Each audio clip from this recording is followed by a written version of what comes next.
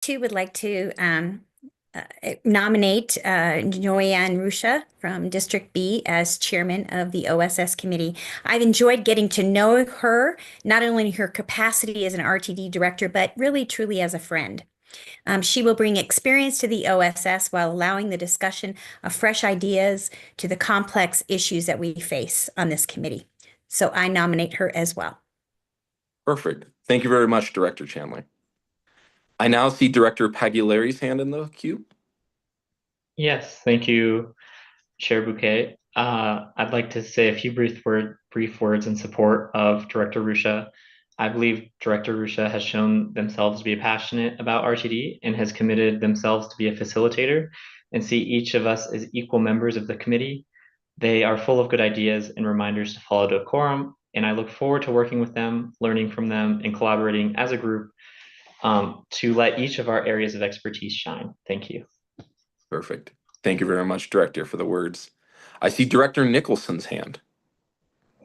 Yes, thank you, Chair Bouquet. I wanted to just echo much of what has already been said and just add that for me at least, it's Director Rusha's passion and compassion for the work that we do and for the other people, in this organization and especially the folks who depend on RTD and have their lives affected when we do well and when we do poorly, that I think gives her the strength necessary to lead this committee and make real critical change. Thank you.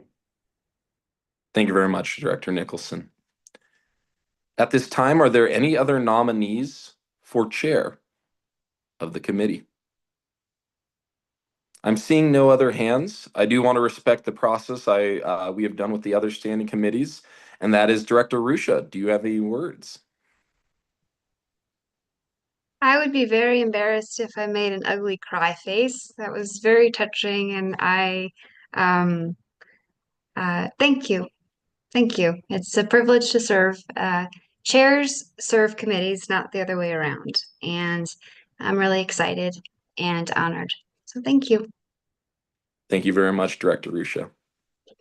So with that being said, with only Director Rusha having been nominated as committee chair, I will ask if anyone is opposed to appointing Director Rusha to the position of committee chair by acclamation. Okay, I'm seeing no hands and I'm hearing no voices. Congratulations, Committee Chair Rusha. Congratulations. Excellent. All right, moving along. I'll now ask for nominations for committee vice chair. Are there any nominations for committee vice chair? Yes, Director Chandler. Yes, I would like to nominate Brett Pagliari as Vice Chairman of the Operations, Safety, and Security Committee. I've enjoyed getting to know Brett, his commitment to RTD and his excellent customer service skills are a perfect match as we work to improve RTD. He would bring fresh perspective to security issues, a perspective that is customer-centric. And I hope you will join me in supporting Director Pagliara as the Vice Chairman of OSS. Thank you very much, Director Chandler. Are there any other hands in the queue or any other nominees for vice chair of the committee? Yes, I see Director Pagliari's hand up next. If it's allowed, Chair Bouquet, may I say some things, or would you like to get other nominations before that? Your discretion, Director Pagliari. I'll leave it up to you. I do see some other hands that popped in afterwards, so I'm happy to save you for later, or if you'd like to speak now based on your nomination, I'm happy to go either way. I'll speak now, thank you. Excellent. I would like to briefly recap why I ran for the vice chair position and will be the best fit for the role. I campaigned on improving the rider experience because I am a regular rider who has seen and felt the safety and security issues that impact our system. I bring many years of customer experience and knowledge of transit systems earned through advocacy and ridership. I have high ambition and look forward to setting and achieving ambitious metrics and improving the rider experience. We must be laser focused on improving the rider experience as all eyes and a voter mandate are on us to do so. Thank you. Thank you very much, Director Pagliari, for the words. I now see Director Busick's hand in the queue. Thank you, Mr. Chair. At this time, I would like to nominate Ian Harwick for the position of Vice Chair of this committee. Much like Director Ruscia, he has served admirably on the committee, has brought forth a number of great ideas and a number of great projects that the board has adopted. I think he's well poised to serve this committee in this capacity. Thank you. Thank you very much, Director Busick. So I have Director Harwick and Director Pagliari as nominees for Vice Chair, and I do see Director Ruscia's hand up next. Thank you, Mr. Chair. I would also like to nominations don't need seconds, but I also want to say a couple of things about both of our vice chair nominees, if that is permissible to the chair. Of course. Okay, thank you. So what I really love about Director and I have to make sure I say this right, and I practiced Pagliari, is that correct? Yes, thank you. Okay, and thank you for getting my pronouns correct. That he brings this energy and this vision, and I am the kind of person who likes it when folks just have big ideas, because if you think about it, that's where innovation comes from in the public sector, in the private sector, and that's also a key leadership quality when we think about like long-term planning, right? And so I have been inspired by his energy. He's also very humble and comes in as a team player. And I have said this to you, Brett, personally, I am so excited you're here, and I really mean it. And I'm excited that everyone is here. For the other candidate, Director Harwick, Director Harwick and I have worked together on projects. We came in together as brand new directors. We were still under a COVID mandate. We got along really well and struggled and figured it out together. And as you guys know, we drove the Vision Zero project along with Director Guzman. And in that space, because we didn't have work plans yet, we functioned like co-chairs and partners, and we brought out the best of each other. And I think really pushed each other as well. That was a 14-month-long project. And I just so appreciate like the way, Ian, how you also bring out the best in people, and you're positive, and you are intently listening. And if it's okay, I just want to share a quick story here, because not everyone is aware of the background. So I am hearing impaired, pretty severely hearing impaired at this point. And when my first year, I didn't have accommodations, and I was on the struggle bus. And Ian, first I would be texting Ian, and then we'd kind of switch some seats. But Ian would tell me what was going on and would encourage me when I was scared to speak because I wasn't sure if I heard words correctly or if my voice was changing. And Ian sits next to me right now. And you guys might see us in the back, and maybe we look like two ADHD kids who just can't pay attention. But often, Dr. Harwick has been my interpreter because sometimes CART doesn't work, or before Mr. Kroll outfitted me with a power strip, the machine would die, or I just, couldn't read lips and catch the words at the same time. And I would be nervous, and I would ask Director Harwick, who was also trying to pay attention, did we say this or that? What's going on? And never, not once, did he ever get frustrated? Did he ever, say, I'm trying to pay attention, or no, like he helped provide access in the times where like it wasn't working. And he also, again, was encouraging when I got nervous about it.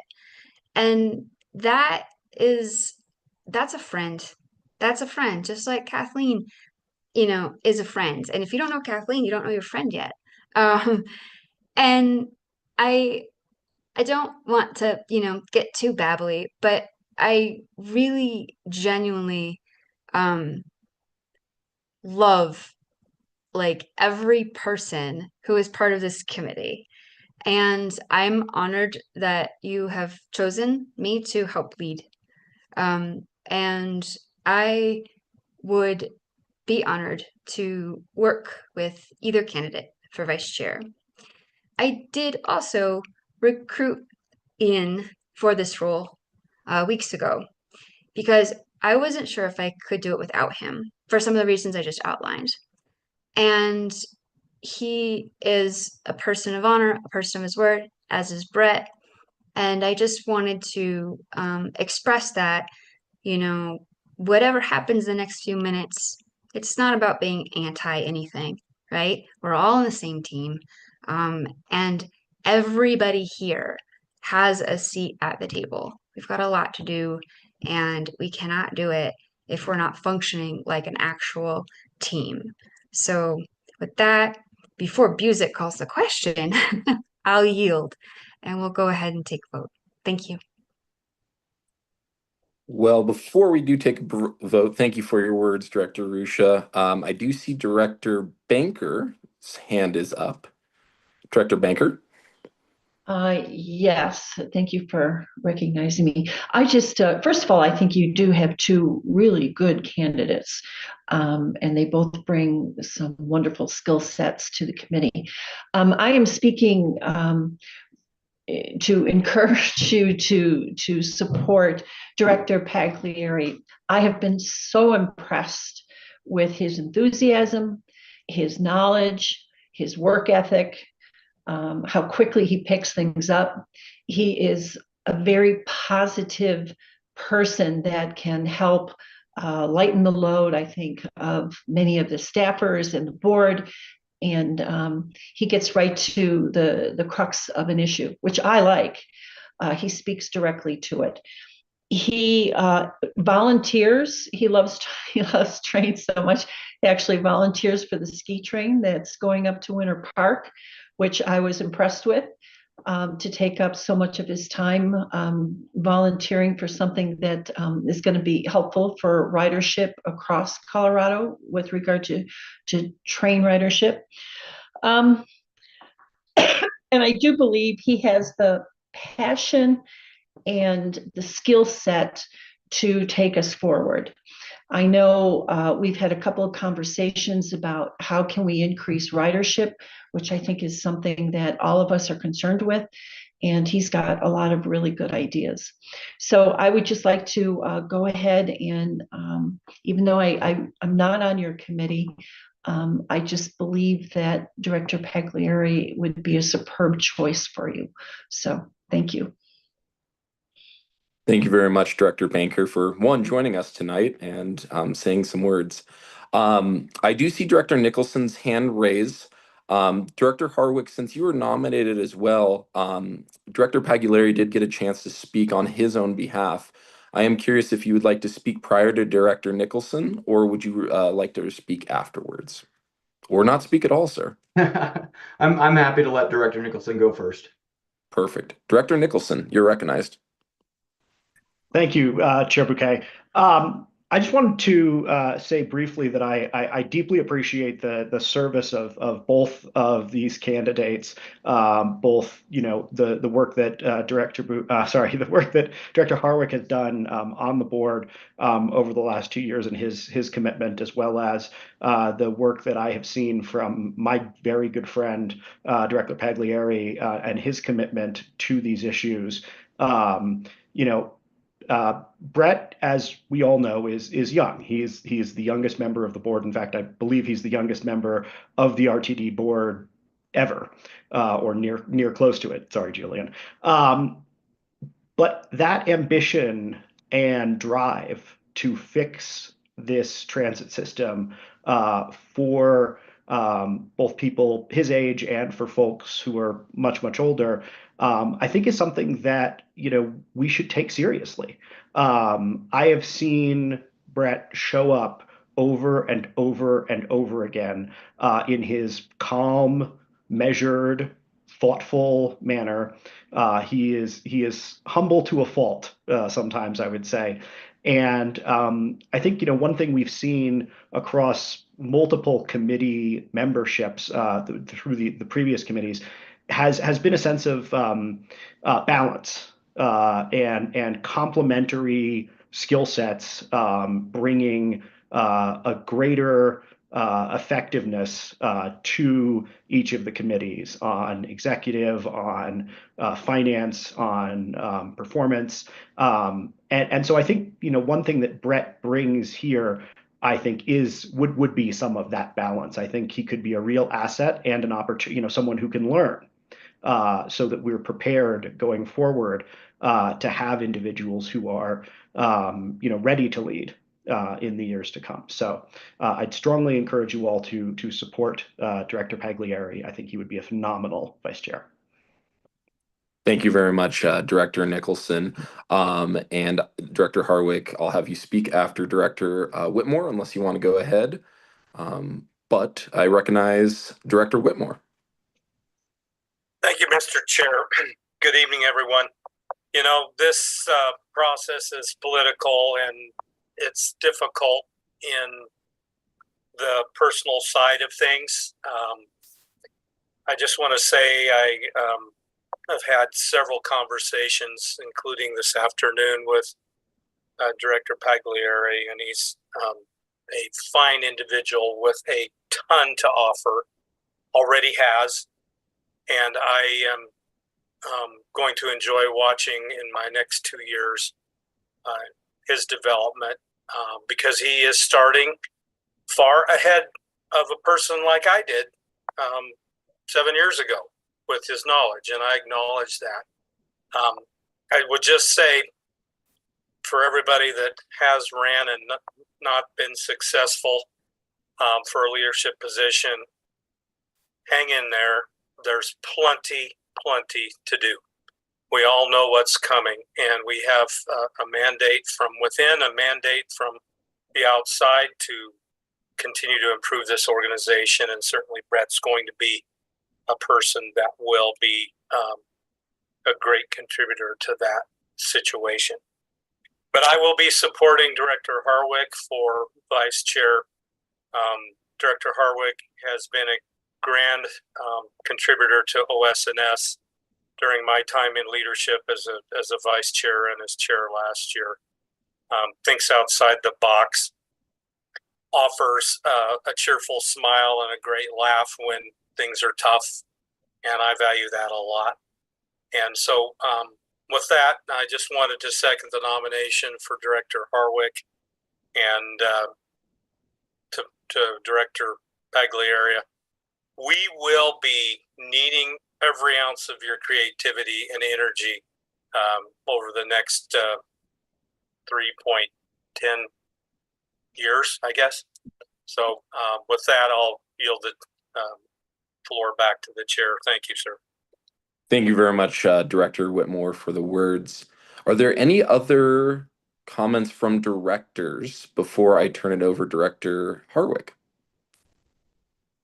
Seeing none, Director Harwick, would you like to speak on your behalf?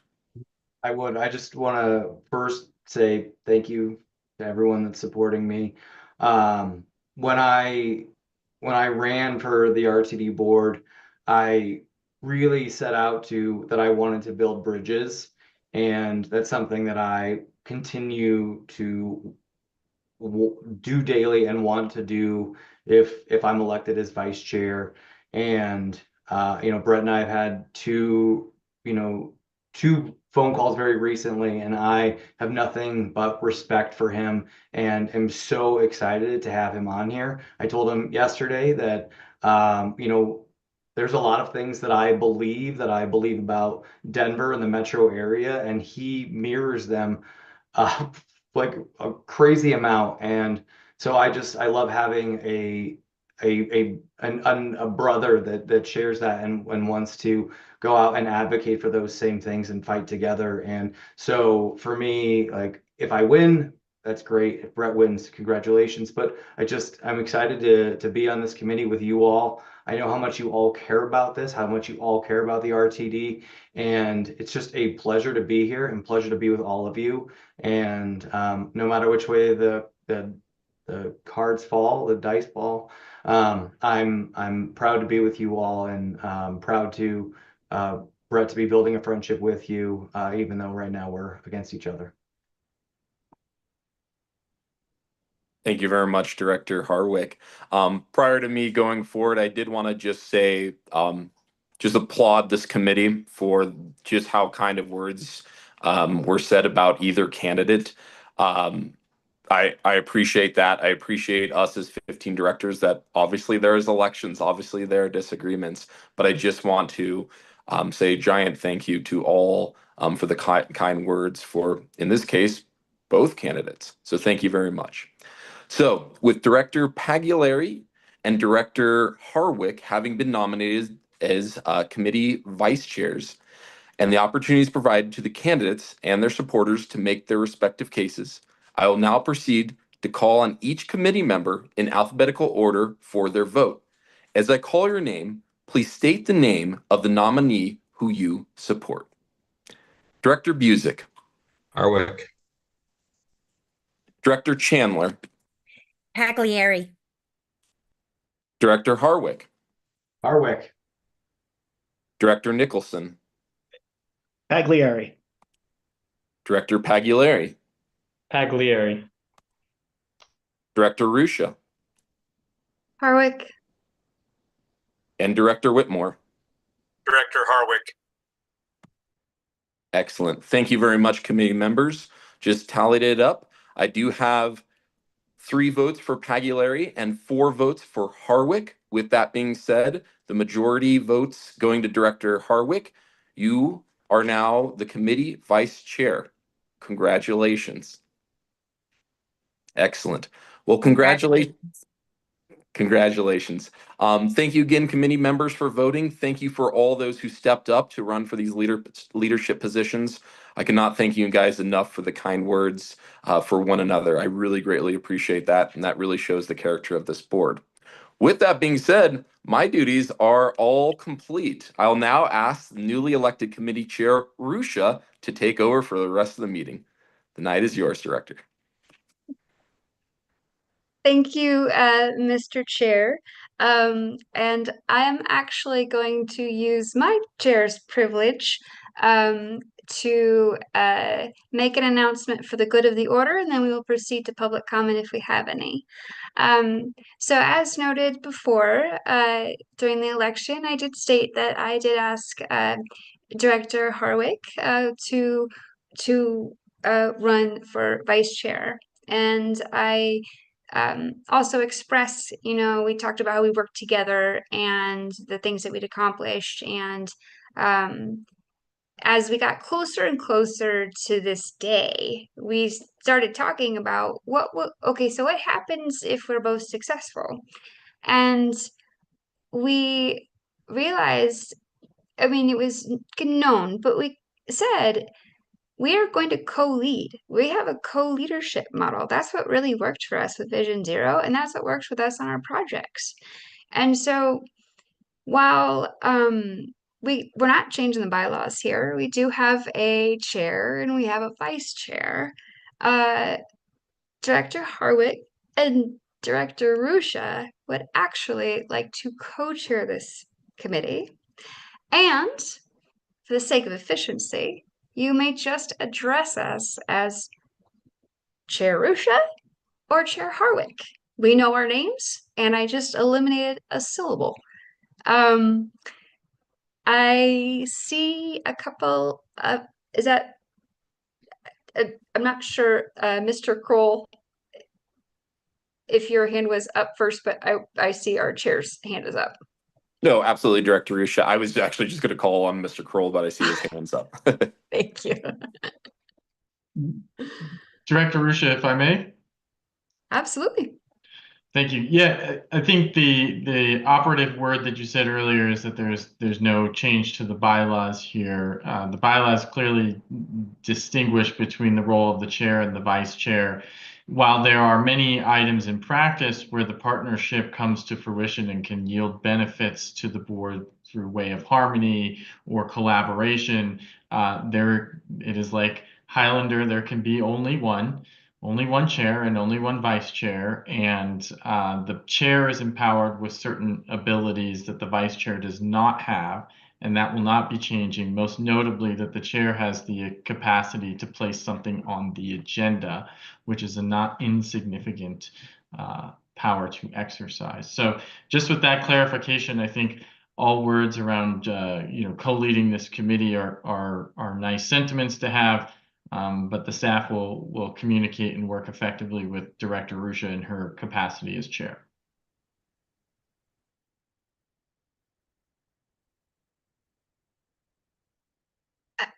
Well, I forgot what chair was running the meeting at this point. Chair Bouquet? Who has the gavel? Thank you very much, Committee Chair. Rusha, you are in charge of the committee now and in charge of the meeting as our committee chair. I just would like to say also, for administrative sakes, we do, as the chair position, I will call on each of the committee chairs, and I will be calling on you unless unless told otherwise, or unless Director Harwick is present and you are not. So just wanted to also make that little note. So, but thank you, and looking forward to it.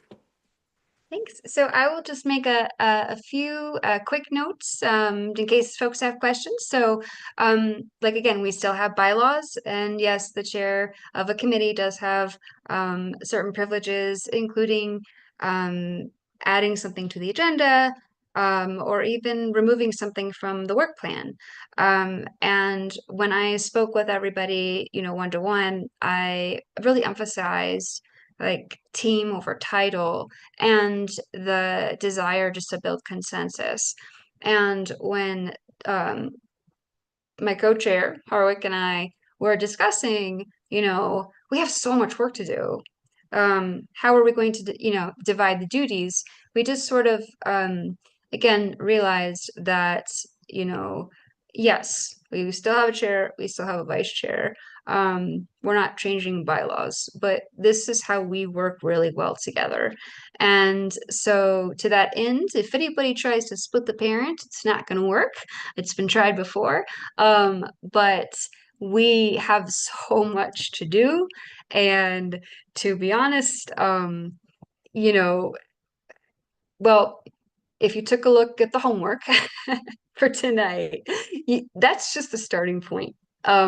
So like both of us are like very, very committed to running efficient meetings, being good facilitators, being, positive, and I don't want to say delegate. It's inviting people in, right? Everybody here has a seat at the table, and we are on it to make sure that our work plan is efficient, that we can collaborate with our staff, and especially our GM CEO, Deborah Johnson, on information and information flow. I don't, I like reading and I read everything, especially stop signs, but we're going to go through thousands of pages this summer. And we know that there's energy for some new ideas or to take up some previous topics and maybe even get more information from staff on things we care about.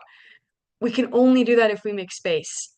And so, again, we understand the rules, and, Chair Harwick and I will figure out some delegation of duty, but we just appreciate the support. And to just echo what Chair Bouquet said, Like, I think the kindness and the collaboration of the members of this committee show that we can get this done. Now, quick bit of housekeeping before I turn it over to Mr. Kroll. As you might be aware, the chair of Finance and Planning was named by Director Geisinger as Most Improved Player, and I'm competitive. So in speaking with my friend, the chair of F&P last night, I also reminded him that, you keep bragging about your work plan, but historically, OSS was really 4 different committees, and we have 3 times as many agenda items. And last year, we passed really big policy. And naturally, Director Guzman, Chair Guzman of Finance, says, bring it, sis. So we are in a friendly competition to see which committee can get through their work plan without fumbling. Ideally, everybody wins. Both teams win because then our constituents win and staff wins. But I like to get extra credit, and I think we have the A team. So, as noted, directors can unilaterally remove something from a work plan, but unless this is something that staff is actually retracting, we're not going to do that. That would be cheating. So, with that, I will turn over to I just slipped up. Mr. Kroll, sometimes our silent 16th director and the greatest herder of cats. Oh, I apologize because I'm looking at the screen, not the script, and there's still cards. Public comments. I would like to open up public comment to anyone who would like to address the committee regarding any topic listed in the published meeting agenda for the current and immediately preceding month. If you wish to speak and have not already done so, please either raise your virtual hand or press *9 on your phone. During this time, the committee will not offer any direct comments or responses. However, if you would like to be contacted regarding your public comment, please email the RTD board office at rtd.boardoffice@rtd-denver.com. Mr. Kroll, are there any hands raised or public comments? Committee Chair Rusha, at this time, there are no hands raised for public comment. In anticipation of your subsequent question, we did not receive any emailed comments in advance of this meeting as well. Okay, thank you. And please be patient with your new chair because I am looking at a script and cards and faces. So I believe we are on to discussion items. Yep. So we have one discussion item today on the agenda, and that is our 2025 Operations, Safety, and Security Committee work plan. So I would like to ask Jack Kroll, our board office executive manager, and Fred Worthen, assistant general manager of bus operations, to present this item. Thank you, Committee Chair Rusha. I will kick things off and then share the floor with AGM Worthen on anything that I might have missed. The purpose of today's conversation really is to queue up the work plan as it currently exists and then go through the process that you all will take to get these over the finish line and approved. For those of you who attended the Finance and Planning Committee last night, this will be much of the same update. However, for posterity's sake, I'll share the highlights here again.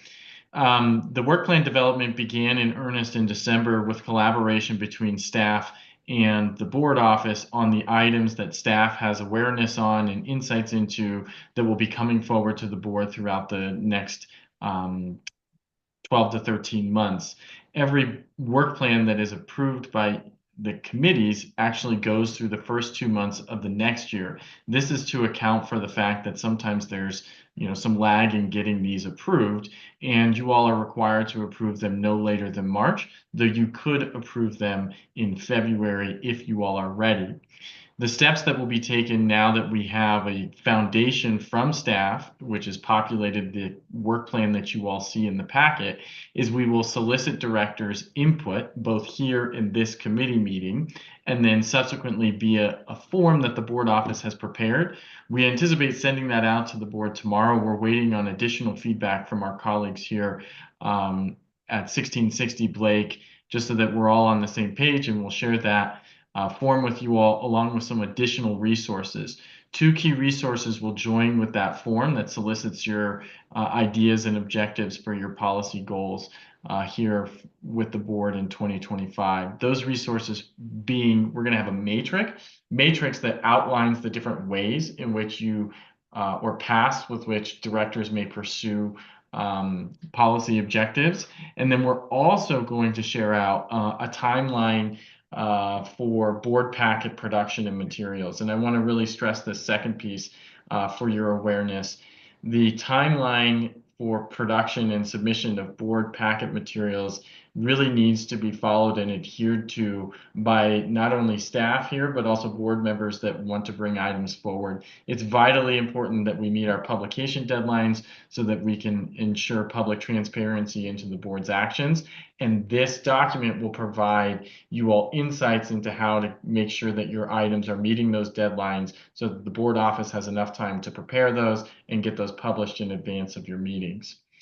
Subsequent to the form being distributed and then submitted by directors, you will submit a form for each objective that you have.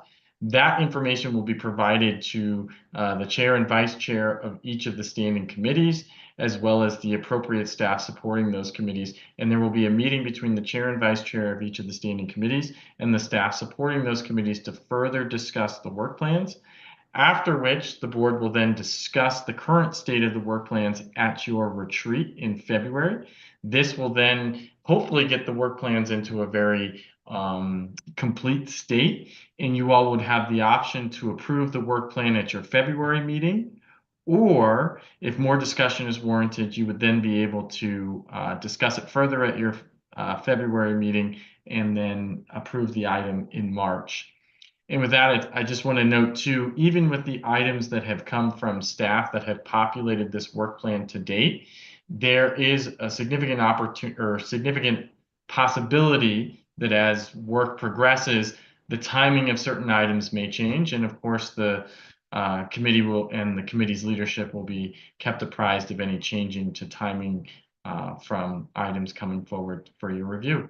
And with that, I have nothing further to add and would be happy to yield the floor to AGM Worthen if there's anything additional he would like to add on this. Mr. Kroll, do you have the ability to screen share and put up that document? So we've got, thank you. That also reduces one screen for me as well. Thank you. Yeah, just give me a couple moments here to pull it up. Absolutely, appreciate it.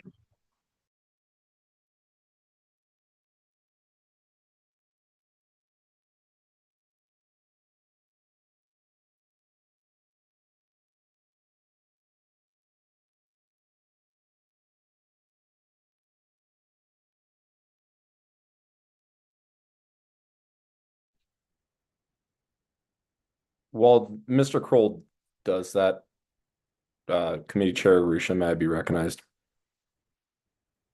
Yes, of course. Thank you very much.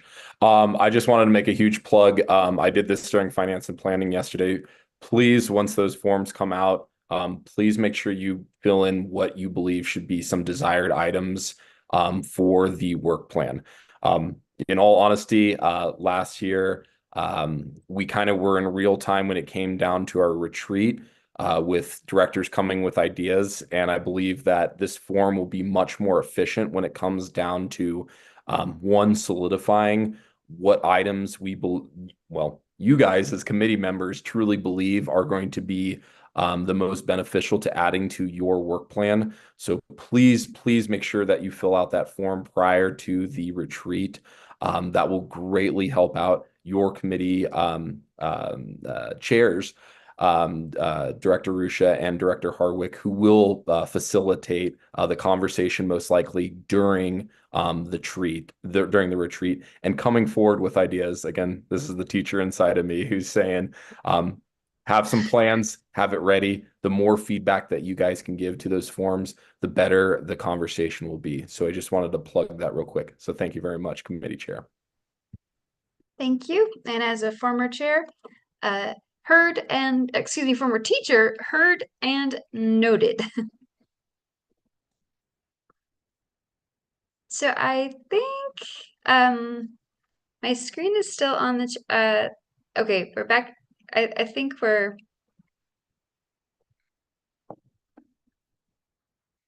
we waiting on Mr. Kroll or Mr. Worthen? It looks like we've got our draft work plan up, and whomever is next may go ahead and proceed. If I may direct Chair Rusha, Fred Worthen, AGM of Bus Operations. I think Mr. Kroll covered most everything, but I do want to remind everybody that this is a living document that will be subject to change. Some things will happen like clockwork, regular reports, and some things like service changes and Title VI equity analysis will occur pretty much on a calendar basis. However, contracts and procurements can change significantly depending upon processes, responses, and internal operational issues itself. So I do want to reiterate, this is a draft document. It is a living document, and you will see it change from month to month, and we will make sure that we keep it updated. I think Mr. Kroll has covered everything else. So with that, I will yield the floor to you, Chair Rusha. Thank you, sir. So I think well, recognizing that it's 6:19 and I do know that the Nuggets are playing tonight. But we have I think we got a little bit more work to do before we adjourn, and I think it would be beneficial because this committee has such a wide span, and we are welcoming our new members.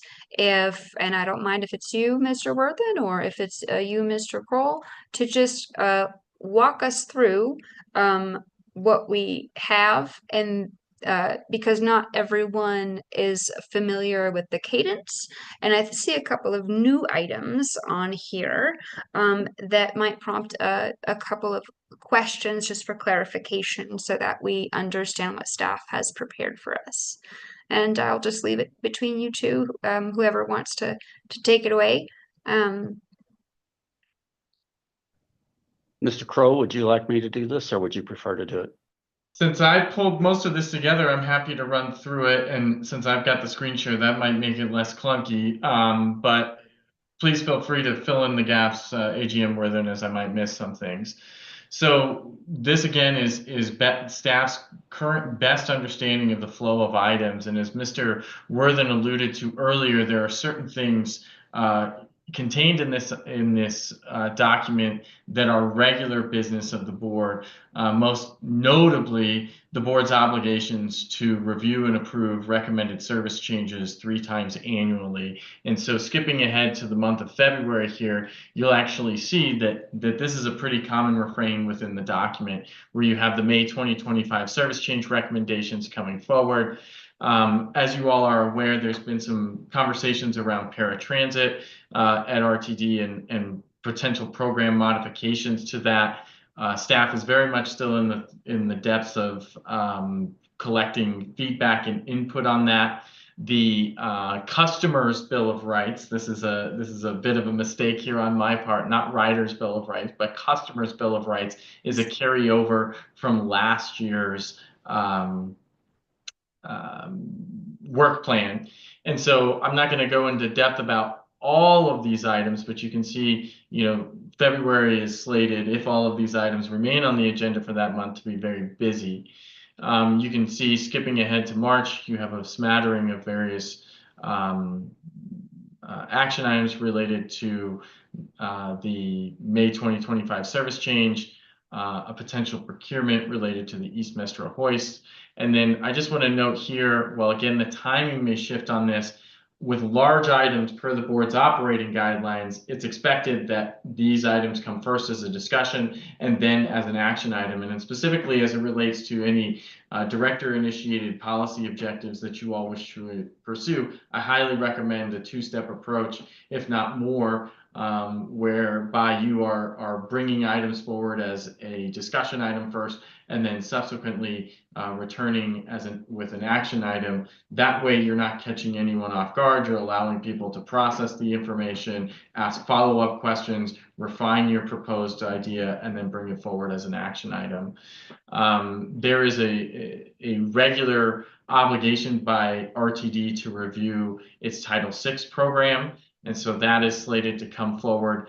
Some of these items that you all will see on the work plan are part of larger statutory or regulatory obligated items. The Title VI program update being one of those, where we're required to review that and update it regularly. Another item here that was of significant attention to the board last year was the fixed route bus contracted services. So this is in particular relation to RTD's outside partners that support our fixed route bus service and other services that are provided, i.e. this is the service that we contract out to another firm to provide. And so that item, again, coming as a discussion and then subsequently as an action.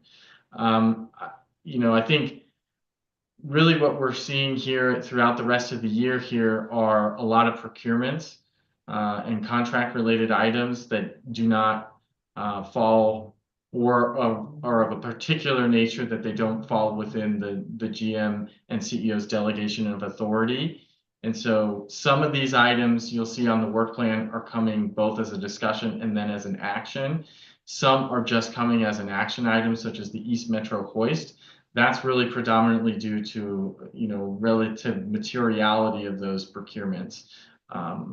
And so that's always open to discussion. Things can come back as a discussion item and then an action item if the board so chooses. But that's kind of predominantly the summer months here. And then as we get into the fall, you can see one big item that I know is Committee Chair Ruscha's one of her favorite items each year to review, which is you have the PTASP coming as a discussion item and then as an action item. And Chair Ruscha, for those who are new here tonight, do you want to enlighten them as to what the acronym PTASP stands for?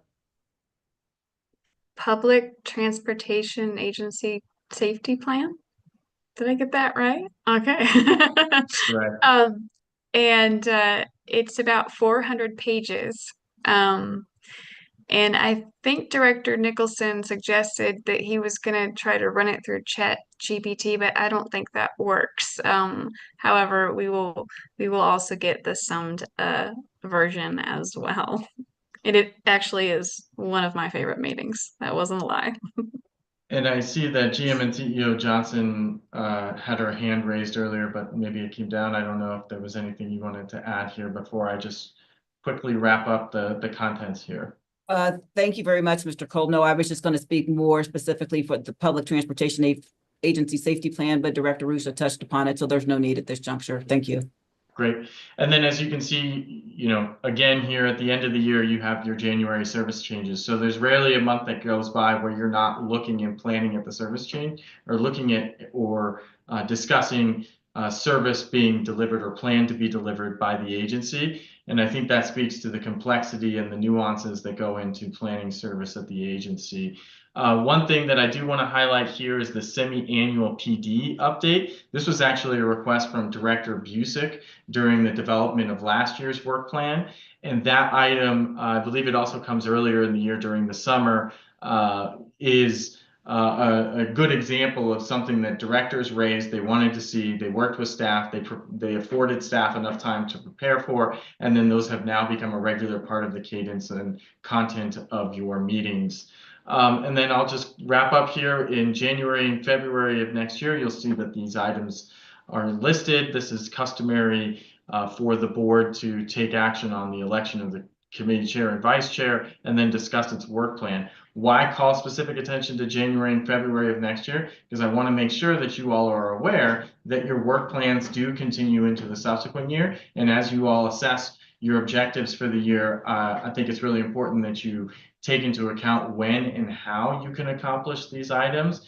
And your committee meeting times are the time you all spend in your committee meetings, I should say, is very dear and is a premium. And you're going to want to think long and hard about what and when you dedicate your time to as a group. And so with that, Committee Chair Ruscia, I don't really know if there's much to add unless directors have specific questions on any items that may be coming forward on the work plan. And we have a number of subject matter experts here that could certainly address those. I typically would speak last, but I'm taking notes and I'm going to ask a few clarifying questions and then we'll follow up offline further so we can give other members a chance to speak and maybe popcorn a little bit before we adjourn.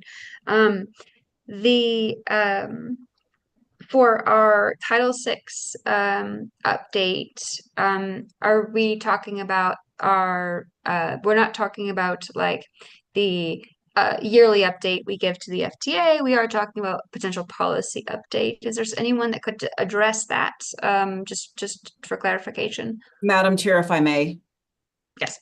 So just so we're clear, as it relates to the requirements of the Federal Transit Administration, every transit agency that is a recipient of federal dollars must abide by the Civil Rights Law in recognizing Title VI of the Civil Rights Act of 1964. The point of the matter is that we have a Title VI program plan. FTA requires an agency that has an established Title VI plan to update it on a triennial basis, or as otherwise directed by the Federal Transit Administration. Hence, our program was in effect from 2022 currently to mid-2025. And just for everybody's edification, there are certain policies that are incorporated into a Title VI program plan. They're the major service change policy, which you all should be very familiar with as we look at that when we do a service change, because we want to ensure, as relates to the FTA circular, that when we do a major service change, that we are not creating a disparate impact or disproportionate burden to low income or minority populations. Another aspect of that, quite naturally, talking about low income, is defining what low income is as relates to those that make 150% or less under the federal poverty level. And then fair equity policy as relates to looking at any type of increases or decreases or restructuring with our fare system.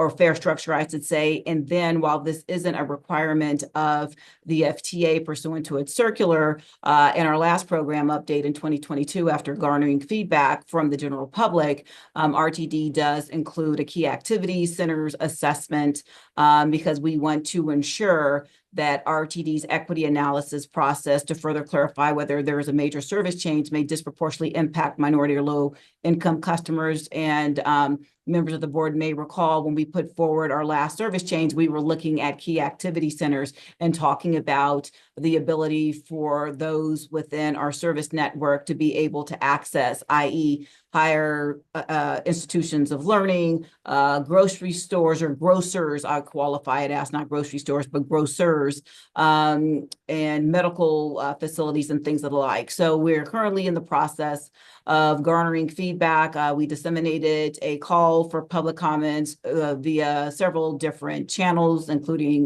media advisory, which we're taking through January 31st, because this informs our policy.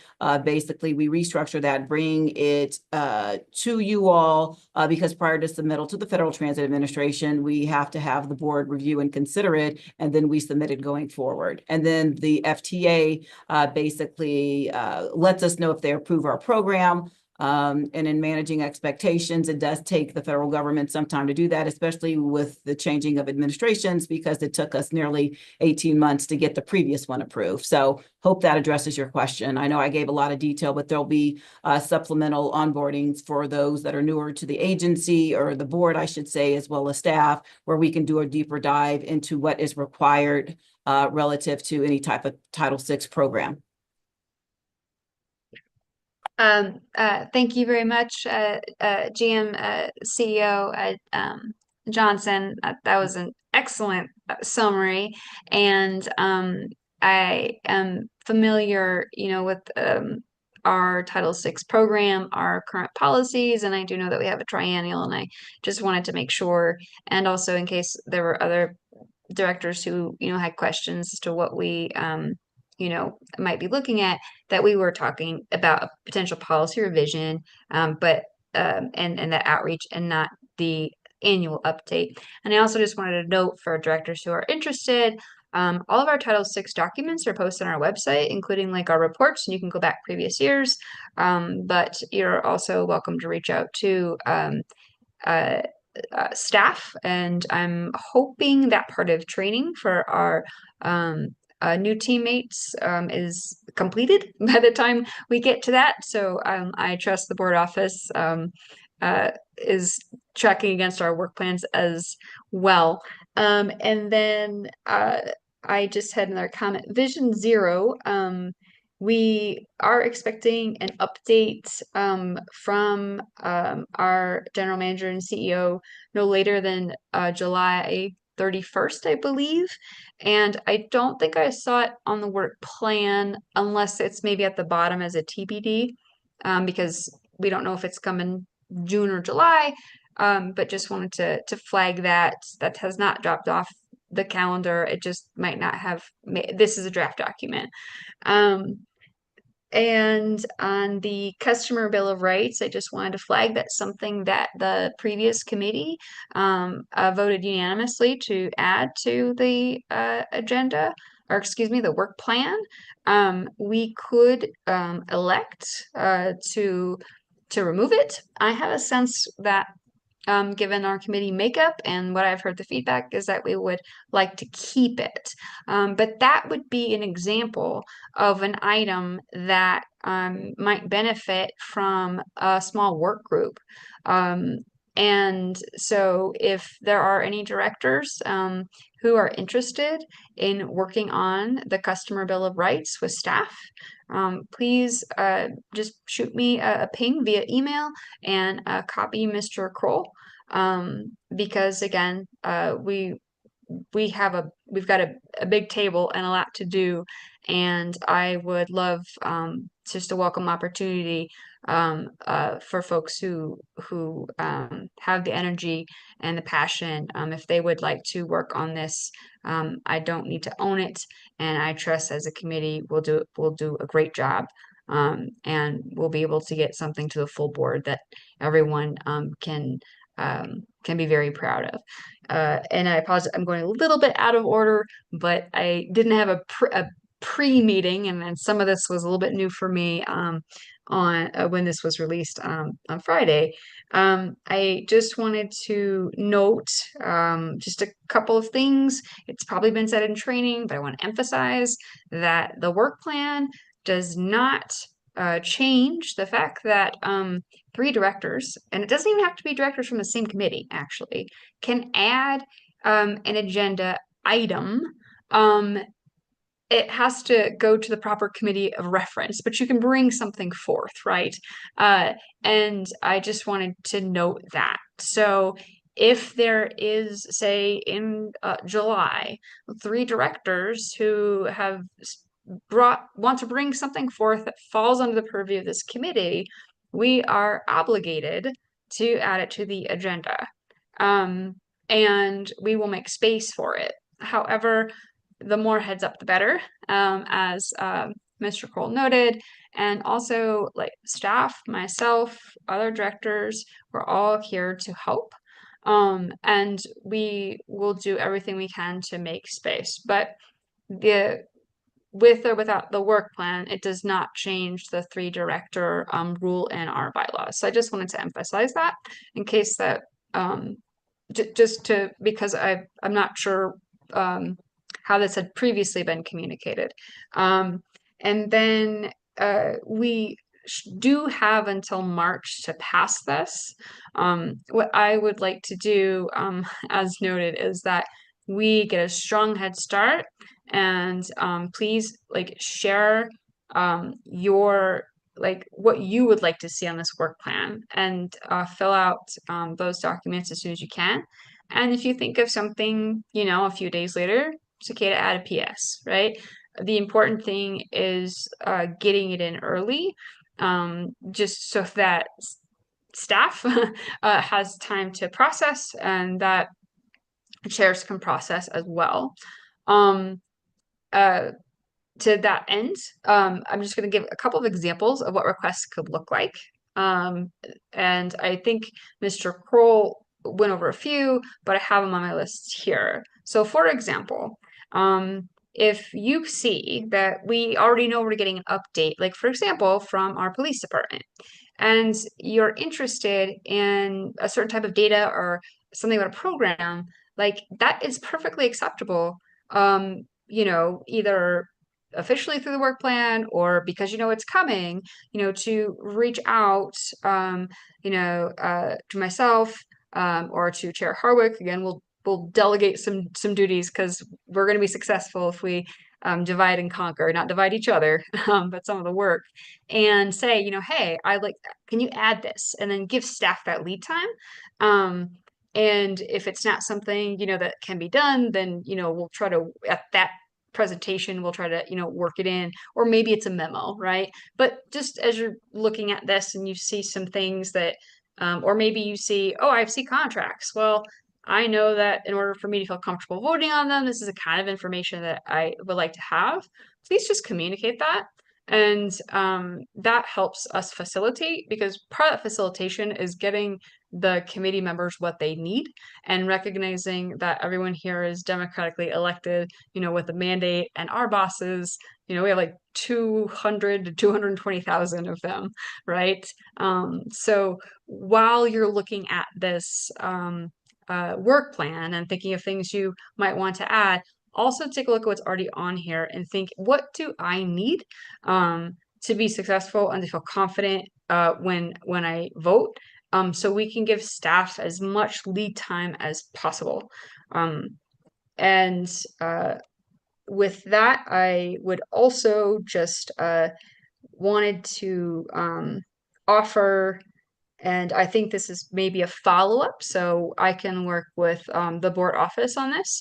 But I just wanted to note, because it was noted last night in FNP, and we've talked about this a little bit, is that we do have a budget. It doesn't mean that every single dollar is spent, but we do have certain fiscal policies and rules, you know. And so I just want to advise that, you know, if folks have something coming that might have a fiscal note, it potentially could be a budget transfer, which is a slightly different process. We do need to make sure there's a funding source, and it is possible. And Chair Harwick and I, you know, learned this last year, and we rolled with it. That, you know, sometimes the policy has to start, and then maybe another piece of it that had a fiscal is the next fiscal year because there's a planning aspect or something. So I just wanted to put that out there.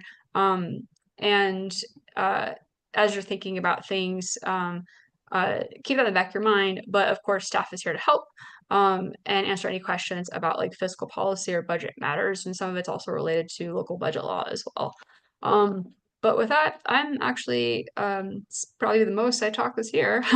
I'm gonna yield, and someone's got to tell me, because I'm looking at two different screens, if we have any hands raised. And if you don't mind, Mr. Kroll, could you go ahead and manage the queue? Sure, certainly. I see Director Nicholson, then Director Busick, then Director Bouquet. Thank you.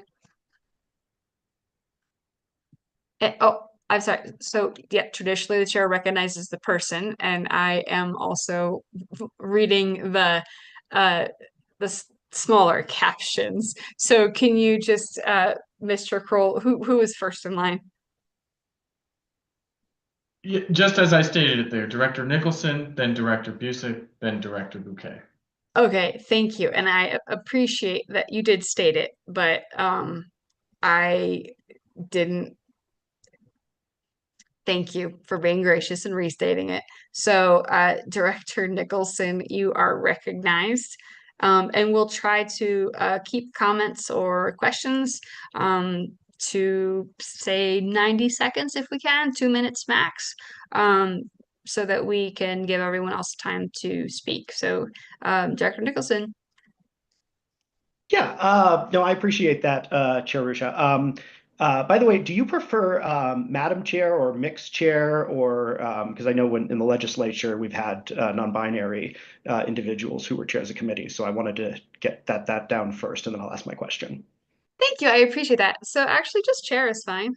It actually reminds me when I was in committee and I was asked a question, and I was like, director is fine. Chairing session, That but works. thank you. And yes, chair, please.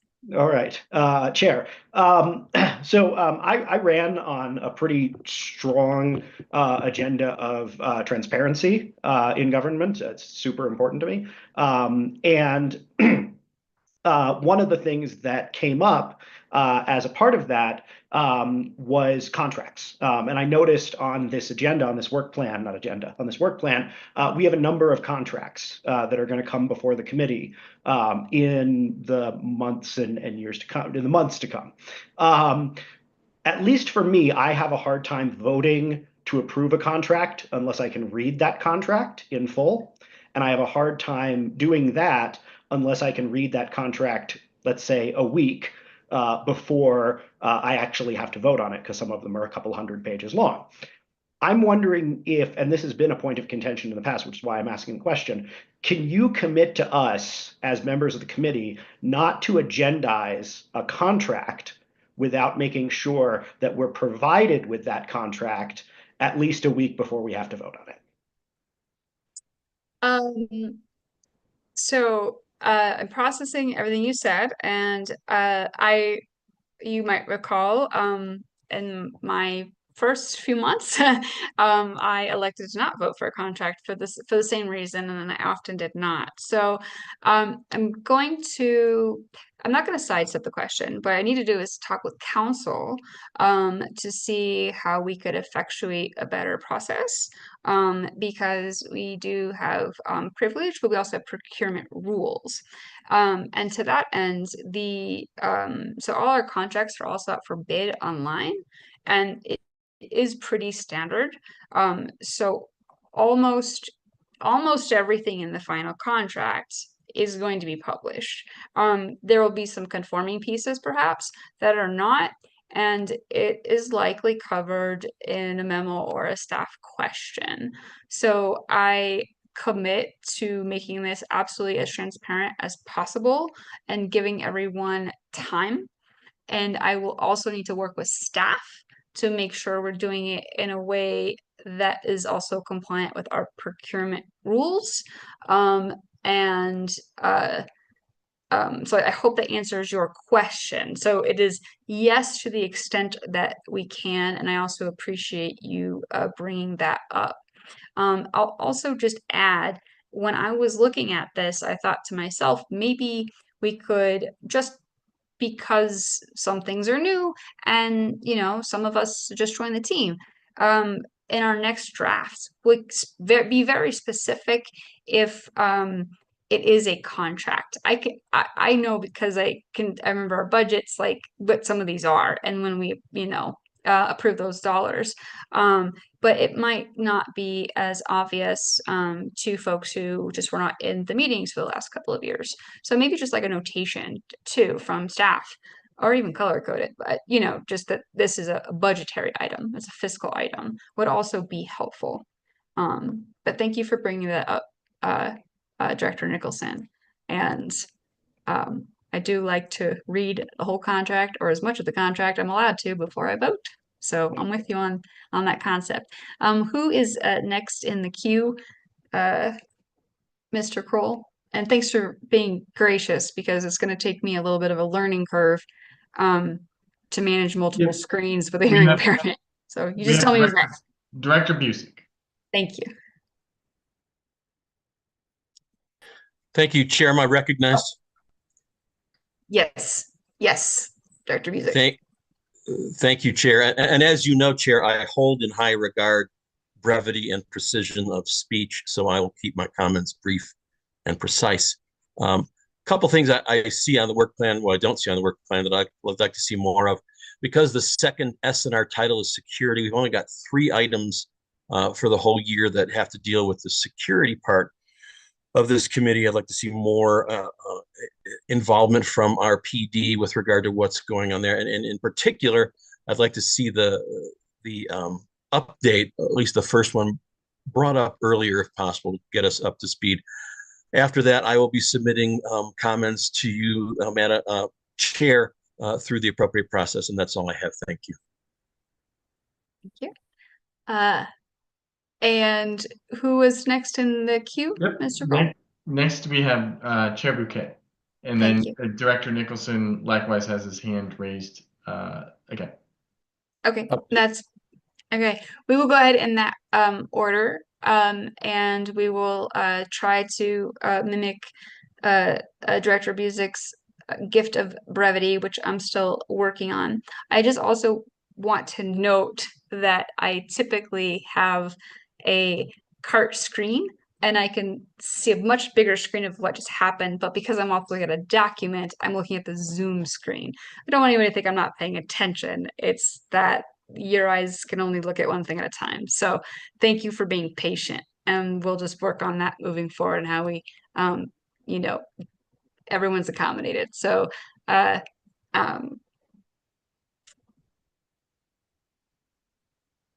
now I just forgot because it wasn't in front of me. Yeah, Chair Bouquet is next. And Chair then Bouquet. Director Okay, Nicholson. thank you. Thank you very much. Two points, as Committee Chair Rusha pointed out. One, it is a living document. Even though you will pass this early on in the year, as mentioned, items can be brought up. You know, nothing is finalized.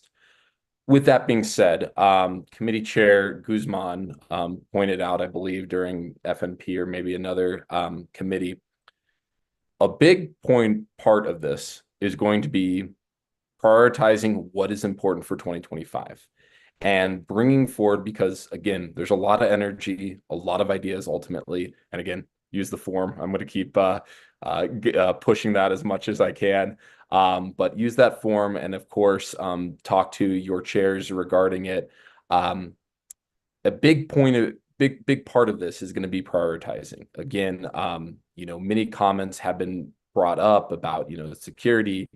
There's comments, you know, with contracts, whatever it ultimately is it's up to you guys as a committee to prioritize what is going to be most important seen in the 2025 work plan. And as brought up and mentioned, it's a living document. Things can change ultimately. But again, please make sure that you guys use that form as a tool, so that we can get a good idea of what's going to be the discussion regarding the February retreat. So sorry to be a broken record, but just wanted to push that. And with that being said, I actually am going to hop off myself, and all for you guys, OSS. Have fun tonight. Thank you, Mr. Chair. And I believe Director Nicholson? That's correct. Yes, you are recognized, sir. It is me once again. One of the things that I couldn't help but note when I was reading over this work plan was the word staff repeated over and over and over and over and over and over and over again down the left side, which makes sense. This was drafted largely by staff, but there's not that many items on there that are being put on by members of the board out of all of them. And I think that, you know, a good number of us came in with an agenda and things that we want to work on. I know that Director Chandler has a number of things that she's very passionate about and has spoken of to me. And obviously, Director Pagliari as well has been super engaged on a number of these items. So my question is, when are we planning on time, say a study session, to go over what are all the things that need to be on this agenda that aren't currently, not because they're not, you know, because the things on this agenda are the must get done according to what we have to do every year. What are the stuff, when are we talking about all the stuff we're adding to it? And I don't think doing it as a one-off of like, oh, I'm going to email it to you. I know we're going to have a big discussion during the retreat about stuff. Can you commit to planning something similar for F&P to talk about the stuff that needs to be on F&P's agenda that we all care about, that we can add to this? I think I need clarification on your question because you mentioned F&P. So are you talking, are you I didn't mean to say asking? F&P. It's been a long day. Okay. OSS. Okay, all right. Um, uh, so are you asking, can I commit to having a huddle or before our retreat? Is that kind Well, of what before or after the retreat, a study session basically for the board, for this committee to discuss what are all the things we'd like to add to this? What are the things that are missing? What are the projects that maybe were things we might have wanted to get into the goals, but they're not goals, they're initiative, and so they should be on the agenda for F&P. I think there's a number of things on every single one of our checklists, and it would be nice to have an opportunity to confer over those checklists and then schedule stuff as a group. And I think we can only really do that if we're all in an open meeting together, talking through what our goals are. So. Absolutely. So, I am not apprised fully of what our retreat agenda will be. So I don't know how much time has been set aside. But I do commit, Director Nicholson, because we felt a little bit of this pain last year, our first year, to being fully apprised of what process has been planned, and then B, seeing, if necessary, how do we make more time? But I guess it's unless Mr. Kroll has more information about what we have on our agenda for the retreat, I guess all I can say is that I need to get more information because I don't know what's planned for the retreat. And I want to give the context of originally I think our retreat was going to have a couple of hours, and then because of other matters, we didn't get enough time. So I don't know if that's changing this year, but you do have my commitment. We are going to make time for this. And that also means we need to work with staff because this is staff time as well.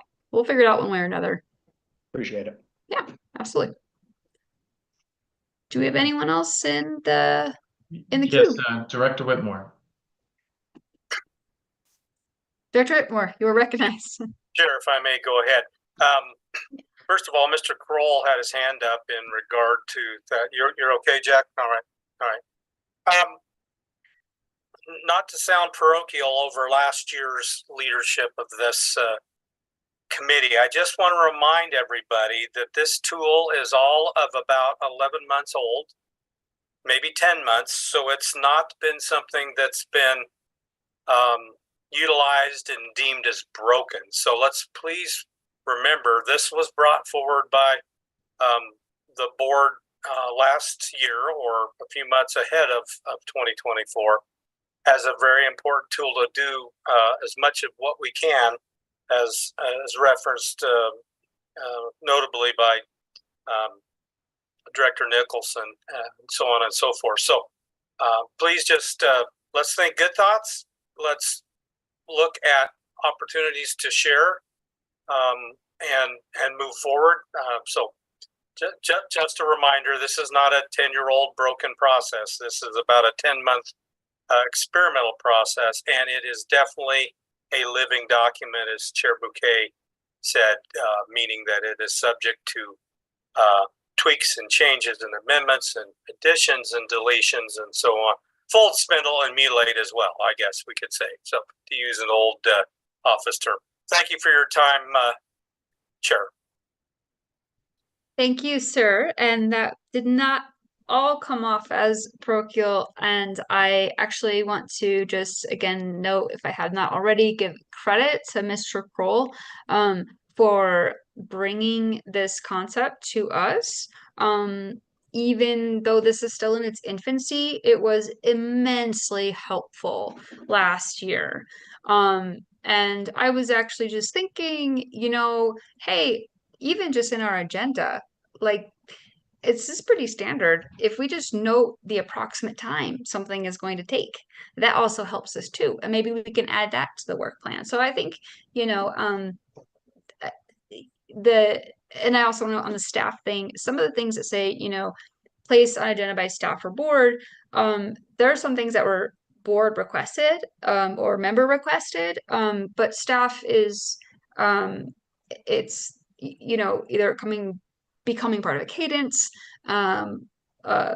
So some of these things were also member requested. And again, this is our starting point. I'll also just note, because I want to make sure, again, this process is, you know, it's new and we have bylaws related. I did note that chairs can unilaterally take something, consult with staff, off the agenda. You have my commitment that if something is coming off of the agenda, it's the staff requesting and not something the committee requested. So if the committee says we would like this in our work plan, I am not going to remove it without consulting with the committee. Additionally, when there are changes that have to be made, you know, a month might move around, and you know, especially with contracting, I will also ensure that the updated plan is disseminated as soon as that decision is made.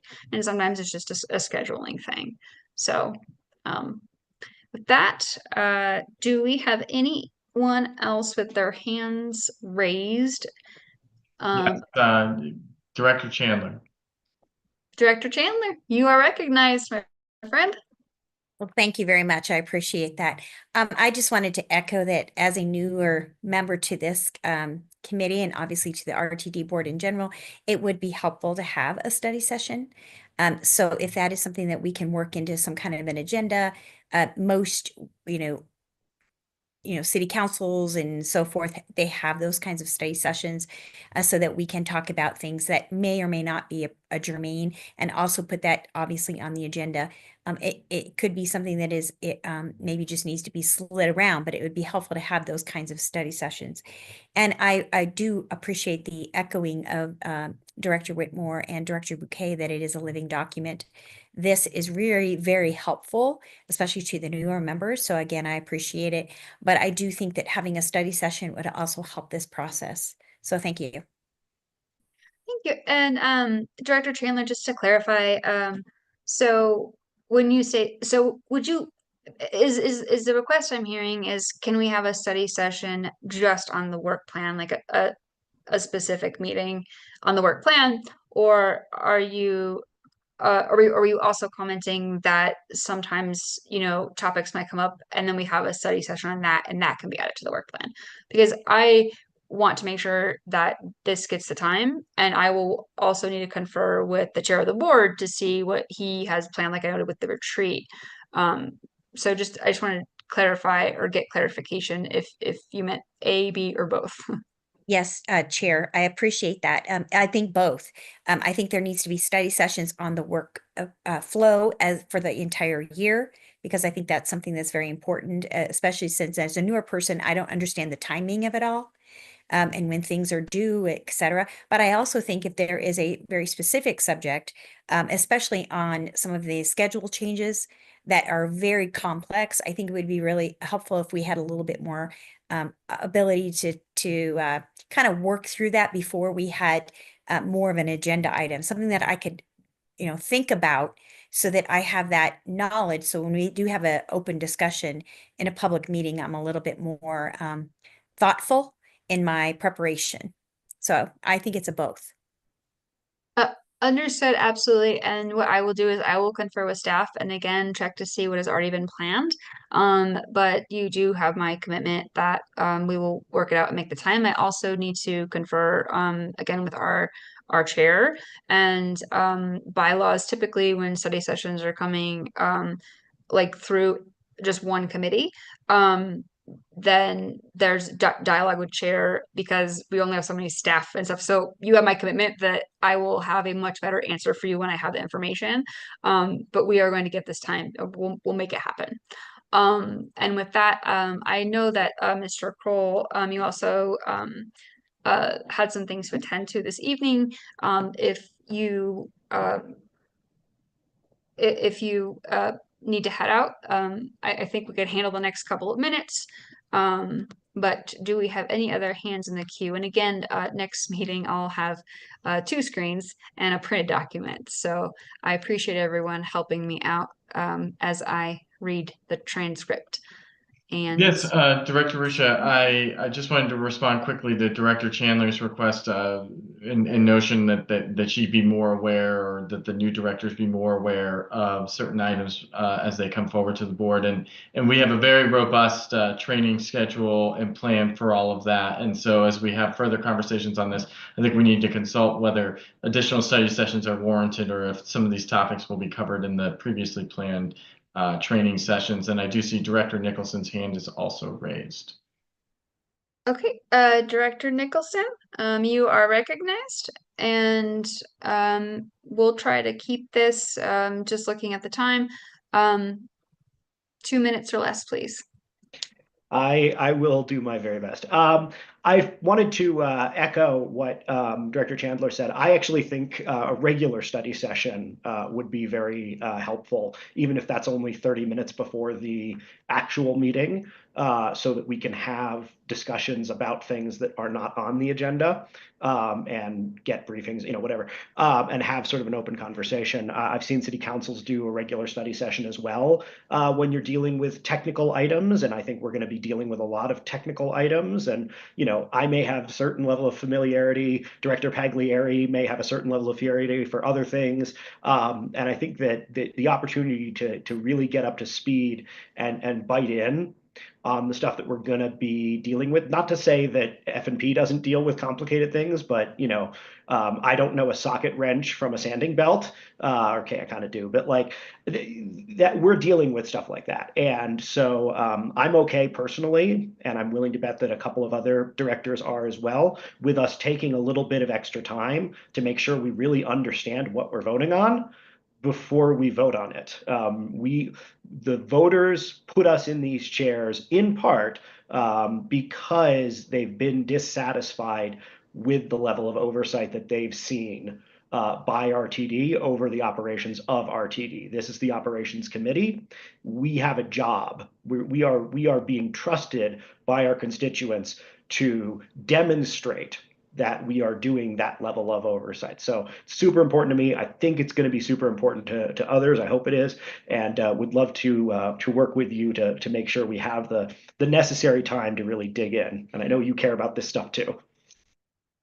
Absolutely. So thank you, Director Nicholson and Director Chandler, for the comments and the emphasis on the education piece. And I'm very much committed to that. And I'm also, I engage in that myself, like, for example, APTA.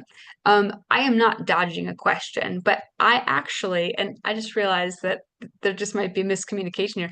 I do not have the power to compel Mr. Kroll to do something. I don't have that authority, right? That is the chair. And I can't just, compel staff and say, we're calling a meeting. Now, we can have meetings without staff. We did that with Vision Zero. That's not ideal, particularly if we need staff, to answer questions and such like that. So what I'm just asking from the team is to give me a minute, get some information, and then you do have my commitment on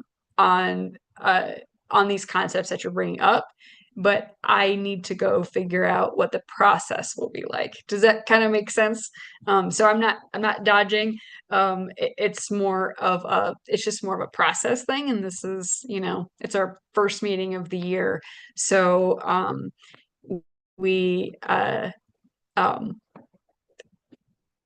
to wait until chair and vice chair is elected, before they have pre-meetings. So we'll have a lot more information soon. But yes, and I'll work with Mr. Kroll on getting out some effective communications on what to expect, and then we'll see what additional time is needed. Thank you. You're welcome. All right. With that, I don't Are there any other hands in the queue? Yeah, Committee Chair Rusha, Director Pagliari has his hand raised.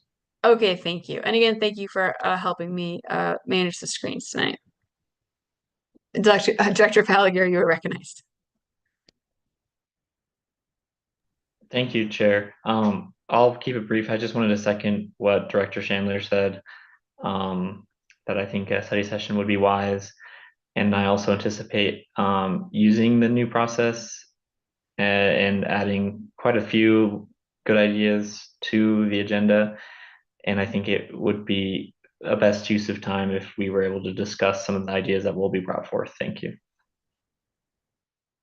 Thank you, sir. Heard and noted. Are there any more directors in the queue? Director Rusha, Director Chandler has her hand raised as well. Director Chandler, you're recognized.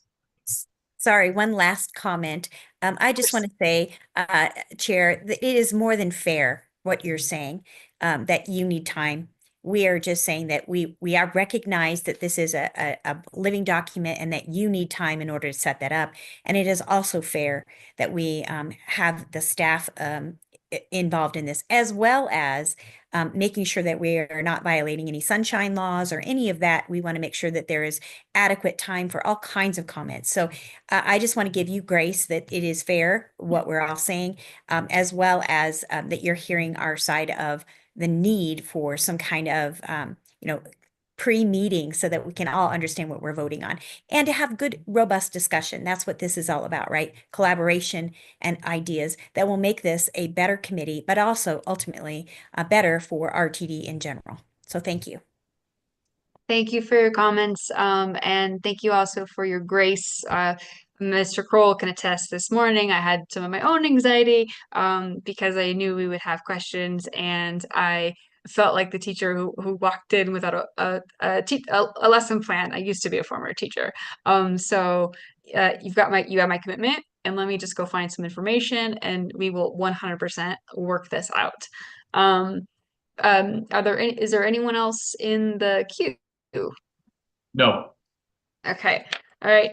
Thank you. So with that, I, of course, just lost my screen because I have, 4 up. That I believe concludes our discussion items for the evening. So do we have anyone who would like to speak under other matters? Any directors? Going once? Going twice? Okay. Again, I would just like to say thank you so much for putting your trust in me. And I will do my absolute best to be a facilitator and servant leader. But really, I am here to serve the committee just like Chair Harwick is and just like we all are. We have a great team. I think this was a great warm kickoff. I heard and I felt what was expressed.